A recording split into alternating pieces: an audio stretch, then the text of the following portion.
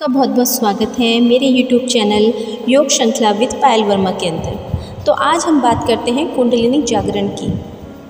मैं आपसे ये बोलूं कि मुझ में शिव है, आप में शिव है और इस धरती पर रहने वाले प्रत्येक मनुष्य के अंदर शिव वास करते हैं, तो क्या आप मानोगे? बिल्कुल, आपको मानना भी पड़ेगा। देखिए, जब आप मंदिर जाते हैं तो आपने शिवलिंग तो सभी ने देखा होगा। शिवलिंग के ऊपर एक कॉपर का नाग लिपटा होता है जो शिवलिंग को छांव देता है। उसी नाग को हम कुंडलिनी बोलते हैं।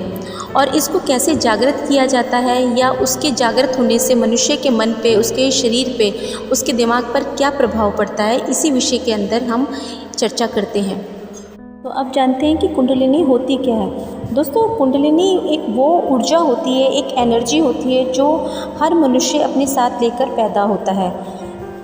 जब बच्चा पैदा होता है तो कुंडलिनी उसके चक्रार के अंदर स्थित होती है। अब आप सोच रहे होंगे कि चक्र क्या होते हैं, तो चलिए ये भी जान लेते हैं कि हमारे शरीर के अंदर मेजर टोटल 7 चक्र होते हैं। नीचे से शुरू करते हैं मूलाधार चक्र, उसके बाद आता है स्वादिष्ठान चक्र, फिर आता है मणिपुर चक्र और उसके बाद आता है अनाहत चक्र, हृदय चक्र, विशुद्धि चक्र और आज्ञा चक्र, और आज्ञा चक्र के बाद आता है सहस्रार चक्र। तो जिस एनर्जी की हम बात कर रहे हैं, जिसे हम कुंडलिनी बोलते हैं, वो हमारे मूलाधार चक्र के अंदर स्थित होती है। और मूलाधार चक्र हमारा रीढ़ की हड्डी जहाँ पे ख़त्म होती है और निष्कासन भाग से 2 उंगल ऊपर, यानी कि रीढ़ की हड्डी के बिल्कुल आखिरी सिरे पर, वहाँ पर मूलाधार चक्र होता है जिसके अंदर ये ऊर्जा होती है। कुंडलिनी ध्यान के सिद्धांत के अनुसार जीवन ऊर्जा आपकी रीढ़ यानी कि मूल चक्र के आधार पर सांप की तरह कुंडलित होता है और इसी कारण इसका नाम कुंडलिनी पड़ा है। कुंडलिनी ध्यान में आप इस ऊर्जा को जगा सकते हैं और अभ्यासों के संयोजन के माध्यम से ज्ञान को प्राप्त भी कर सकते हैं, जिसके अंदर गहरी सांस लेना, मुद्राएं, मंत्र, शारीरिक हलचल, ये सब अभ्यास करके आपके शरीर में निष्क्रिय ऊर्जा को जगाने को ही कुंडली जागरण कहा जाता है। एनर्जी हमारे मूलाधार चक्र के अंदर निहित होती है।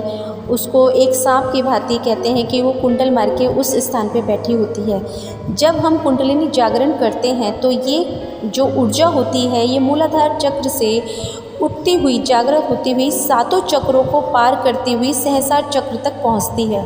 और जब ये सहस्रार चक्र तक पहुंचती है तो उस मनुष्य को एक अलग ही आनंद की प्राप्ति होती है, उसको एक अलौकिक शक्ति की प्राप्ति होती है जो कि उसको साधारण से असाधारण व्यक्ति बना देती है। जो शक्ति ईश्वर के पास होती है, हम ईश्वर तो कभी नहीं बन सकते, लेकिन दोस्तों काफ़ी हद तक हमारे पास ऐसी अलौकिक शक्तियाँ, चमत्कारिक शक्तियाँ आ जाती हैं जिससे कि हमारे जीवन में घटने वाली घटनाओं को हम पहले से समझ लेते हैं, जान लेते हैं, क्योंकि कुंडलिनी शक्ति या ऊर्जा शरीर के हर हिस्से में विराजमान होती है, इसलिए शरीर की 5 वायुओं को भी नियंत्रित करती है। मनुष्य कहने लगते हैं कि मेरी कुंडलिनी जागृत है, लेकिन क्या ये सच है? ये सवाल उन्हें खुद से करना चाहिए।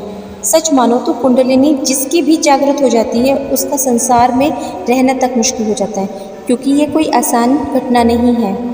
संयम और नियमों का पालन करते हुए लगातार ध्यान करने से धीरे धीरे कुंडलिनी जागृत होने लगती है और जब ये जागृत हो जाती है तो व्यक्ति पहले जैसा नहीं रह जाता, वह एक दिव्य पुरुष बन जाता है। कुंडलिनी एक दिव्य शक्ति है जो सर्प की तरह 3.5 फेरे लेकर शरीर के सबसे नीचे के चक्र मूलाधार में स्थित होती है। जब यह इस प्रकार से नीचे रहती है तब व्यक्ति सांसारिक विषयों की ओर भागता रहता है, परंतु जब ये जागृत होती है तो ऐसा लगता है जैसे कि कोई सर्पीली तरंग हमारे शरीर के अंदर उठती जा रही है और उठते हुए ऊपर की ओर जा रही है।